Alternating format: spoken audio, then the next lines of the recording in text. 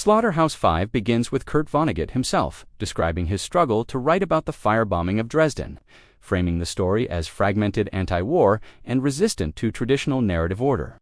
The protagonist, Billy Pilgrim, is introduced as a mild, passive optometrist who has come unstuck in time, involuntarily drifting between moments of his life rather than experiencing them sequentially. Billy's childhood and early adulthood are marked by awkwardness and detachment, suggesting he has always felt out of place in the world.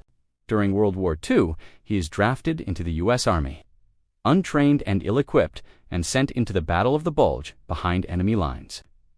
Billy wanders through the snow with other lost soldiers, including the bitter Roland Weary, whose fantasies of heroism contrast with Billy's helplessness. Weary dies after capture, blaming Billy. And fellow prisoner Paul Lazaro vows revenge, creating a threat that hangs over Billy's future. Billy and other prisoners are transported to Dresden, housed in an underground slaughterhouse labeled Schlachthof-Five. The city is firebombed by Allied forces, creating an apocalyptic inferno that kills tens of thousands. The prisoners survive only because they are sheltered underground. Emerging afterward, Billy witnesses Dresden reduced to ashes and is forced to help collect corpses. Confronting the absurd scale of destruction, interwoven with these memories are scenes from Billy's post-war life, where he becomes a successful optometrist, marries Valencia Merble, and settles into bland suburban prosperity.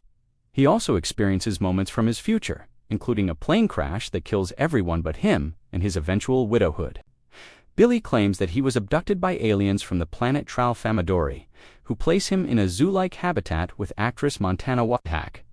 The Tralfamadorians perceive all moments simultaneously, teaching Billy that death is just one moment among many and encouraging fatalistic acceptance. Their philosophy, so it goes, becomes the novel's refrain, repeated after every death to emphasize inevitability and emotional numbness. Billy publicly shares his alien experiences, which others dismiss as madness, blurring the line between trauma and fantasy.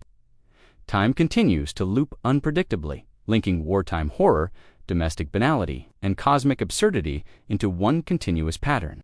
Eventually, Billy foresees his own assassination years later by Lazaro's hired gun, and he accepts it calmly, convinced all events are predetermined.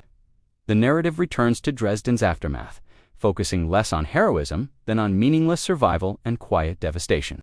The novel closes not with resolution, but with emptiness and birdsong. Pooty weet, a meaningless sound that replaces language where horror defies explanation. Ultimately, the book rejects glory and linear storytelling, portraying war as chaotic, senseless slaughter, and memory as fractured. Vonnegut blends autobiography, science fiction, and satire to argue that in the face of massive violence, irony and dark humor may be the only honest responses. Please like, comment, share, and subscribe for more videos.